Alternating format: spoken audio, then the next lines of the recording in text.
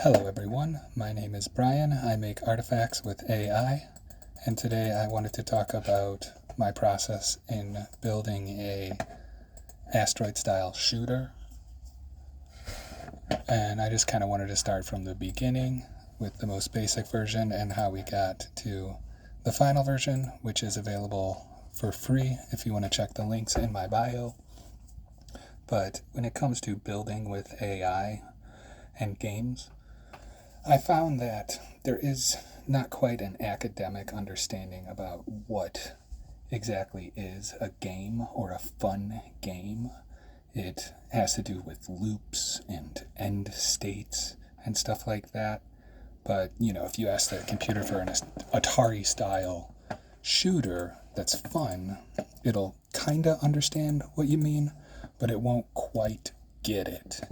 Partially because, I'm not expressing exactly what it is that I want, and also the feeling and cultural impact that Asteroids left is sort of bigger than the fundamental technology or game mechanics that when you revisit it, it doesn't age as well as people remember. So anyway, if you approach like Google Gemini or ChatGPT or Grok or Claude perhaps, and ask it to just build a game, it might present something like this, and it's a very basic triangle with floating balls. But in this one, I didn't give it any controls, so I wasn't able to do anything with it. We had to ask for controls. There we go. So from our first attempt, we got basically what we wanted, but without controls, there's nothing to do. And we get a little split activity with the balls. But now, this is not our end product, this is our starting point. And from here, we can take it all sorts of colorful places. We can get rid of the ship entirely and just make it a sort of bubble pop experience. Make it very colorful and fun. And you can start working with the AI to change the nature of these, quote, asteroids, end quote, these objects, and what happens exactly when you pop them, or why you would do this in the first place. The direction I took it in at first is this. Here we have our shooter, and what it is, we always include a control panel when we can, and this time around we were sure to include control options, and as well as control the color of our lovely,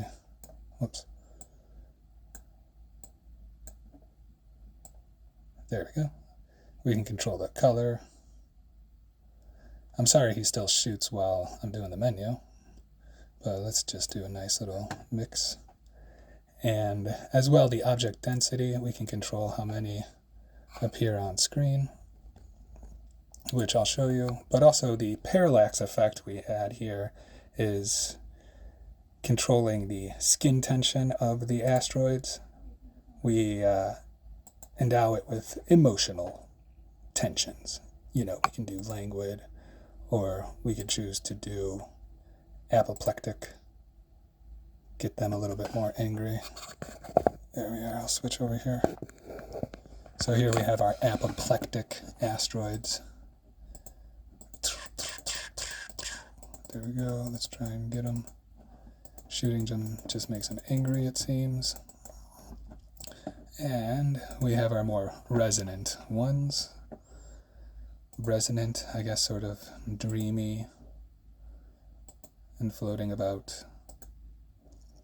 And indeed, we include the sliders so we can control just exactly what the tensions are that are dictating its resonance, or the coherence, how much it's actually agreeing to the rules that we're setting for it. But, maybe we can take this a different direction where we make the levels different emotional states, or maybe you shoot them and they decompose, you shoot a calm one, it becomes angry, something like that. But these are all just, triangles shooting circles without proper game mechanics. Our last video, we talked about rhyming number theory and how grouping numbers by how much they rhyme is sort of intuitive and easy for humans, like 100, 1,000, 1,000,000, 10 million. These are all divisible by 5. They're all divisible by 10. They're all easy to just do on the fly. And we know that they are not prime numbers just by looking at them. And humans, we seem to just autopilot that, but for computers, they have to chonk it out, it seems like.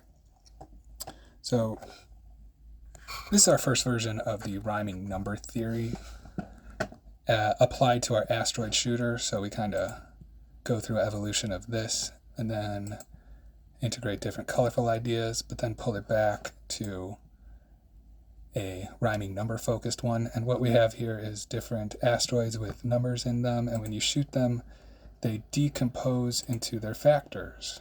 So we got 15, 5, and 3, there was 3, 15, and 2. So you see, as we shoot them, they decompose into their little factors, and then these purple ones, when you shoot them, they disappear because they are prime numbers. Green is normal, or green is a rhyming number, I guess you could say.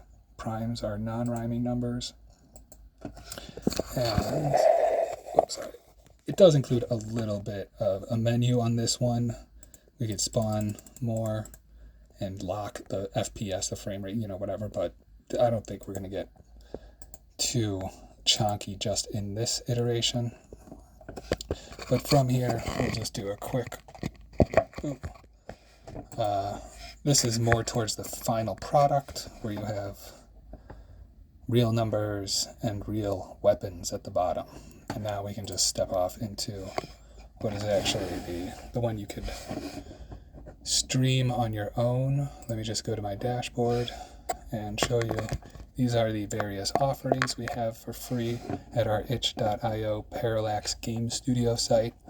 Cartography Simulator, Fractal Explorer, Rhyming Number Theory, and Parallax, that's the name of our shooter.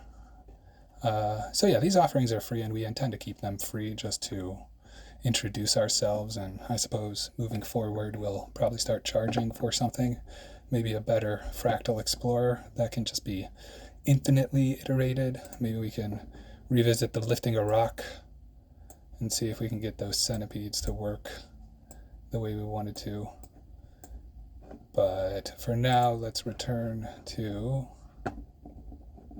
our Parallax Prime shooter and do a proper walkthrough and just kind of show you what's going on here. Boop. So this is mobile friendly. At the top it has a menu explaining a bit about the rules, as well as a slider, and we love sliders. You can do the slider and then click the button and it respawns whatever range you want to deal with. So now we have lower numbers, 785, 982, another one floating, and 144. So what the game is, all these numbers are not prime numbers. These are rhyming numbers, and you can use one of your guns to change them, to break them down even more. So right now our bullets are 2. 979 is not divisible by 2, so that won't work. But 32 is divisible by 2. So when it passes by, we'll just give it a boop. 16, boop, 8, boop, 4, boop, 2, prime number. So 785, though, we see that is not a prime number. Try to boop it down with a 2, it's not going to work. 785, though, everybody knows 5, it's going to boop into 157. So if it's a star, that means it's a prime number, and nothing is going to reduce it. 157, I'm sorry, to nothing. So what we have to do is add +1, boop, it becomes 158.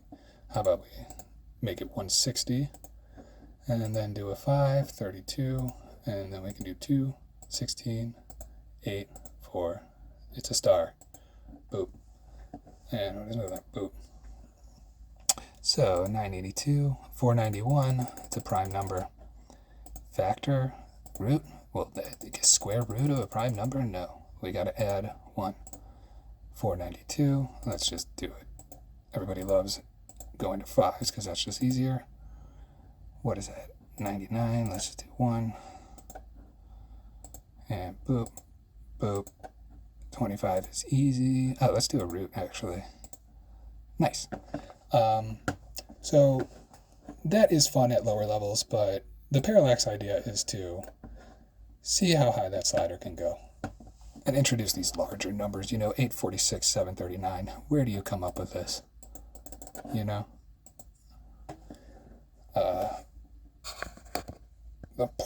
The front end point is to teach about factors.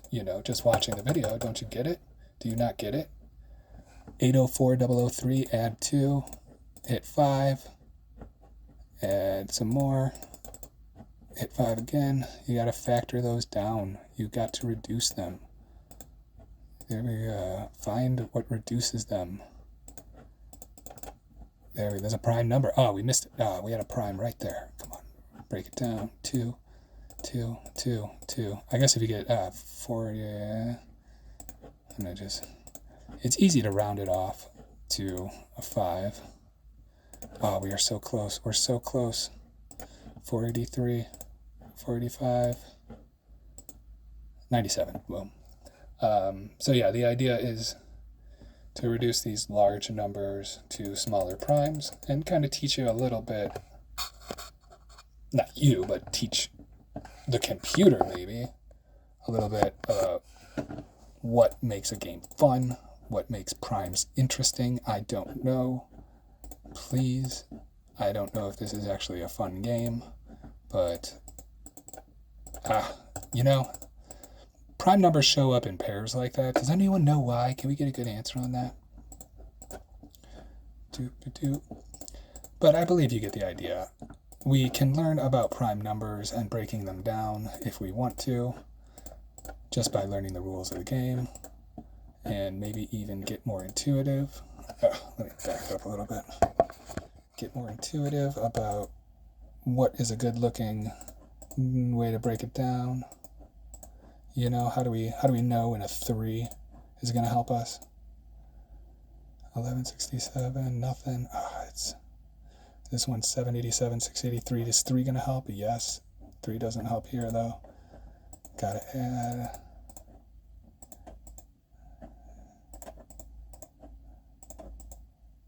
Just trying to break these boxes down. Oh, my primes.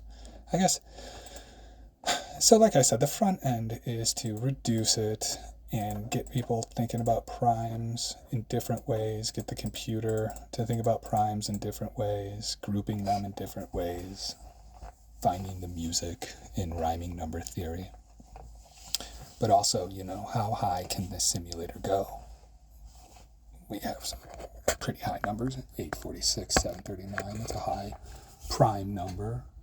But can we use reverse syntax analysis to find higher prime numbers just using rhyming number theory?